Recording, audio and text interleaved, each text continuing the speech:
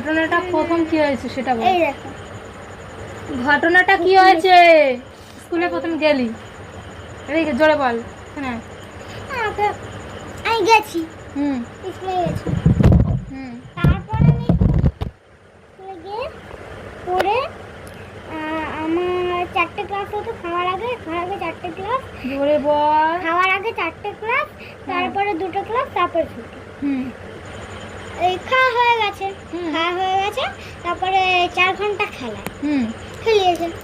খেলার সময় আমি বিপাশা ওকে মারছে, হুম বাঁচাতে গেছি। তারপরে ও বলছে বিপাশা ওর বোন না, তারপরে ওকে বাঁচিয়েছি। ও বলছে ওটা আমার বোন, ওকে মারলি কেন? বিপাশা তোর কি হয়? আমার কেউ হয় না। তো তুই বিপাশাকে কেন বাঁচালি স্কুলে গিয়ে? বিপাশা না, বন্ধু আমার। এই বিপাশা তোর বন্ধু? আরে বিপাশা না, রানী।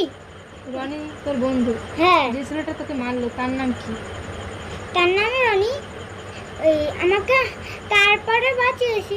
তারপরে বলছে ওটা আমার বোন। তারপরে বেঞ্চে শুয়ে শুয়ে গলা চিপে ধরেছে। তারপরে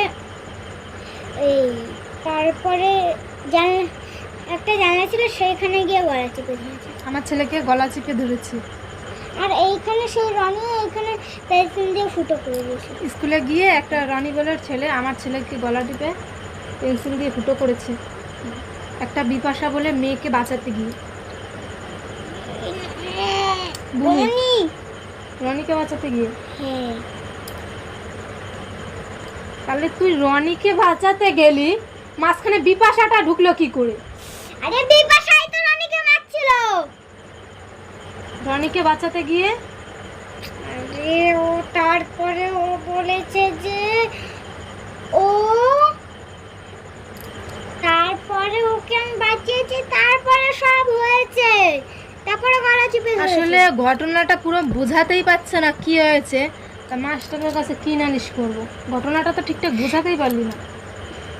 আমি বলছি হুম আমি ওকে বাঁচিয়েছি। তারপরে ও বলছে ওটা আমার বোন, তুই মারলি কেন? তারপরে গলা চিপে ধরেছে। ওকে বাঁচাতে গিয়েছিস, ওই তোকে মেরেছে? আরে হ্যাঁ। মানে তারপরে নিজের বন্ধুকে তুই বাঁচাতে গেছিস, তোর হ্যাঁ। বন্ধু মানে যার জন্য চুরি করলি সে বললো তোকে চোর? চুরি না। ওটা একটা কথার কথা। হ্যাঁ যাকে তুই বাঁচাতে গেলি সেই তোকে মারলো? হ্যাঁ। তারপরে আকাশ দাদা ওর বাড়িতে গিয়ে ওকে বকা দিয়েছে। ঝগড়াও হয়েছিল হালকা, মানে ওর বাবার সাথে, মার সাথে। হুম। তারপরে স্যারকে বলেছে।